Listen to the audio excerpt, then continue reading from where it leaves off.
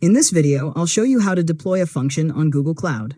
First, sign in to the Google Cloud console and select the project where you want to deploy your function. Next, open Cloud Functions and click Create Function. Now, choose the environment and enter a name for your function. After that, select the region where you want the function to run and choose the trigger, such as an HTTP request. Next, select the runtime you want to use, such as Node.js, Python, or another supported language. Now, enter your function code and configure the entry point that Google Cloud should run. After that, review the authentication and runtime settings, then click Deploy. Google Cloud will build and deploy your function, which may take a few moments. Next, open the deployed function and test it using the available testing tools or its trigger URL.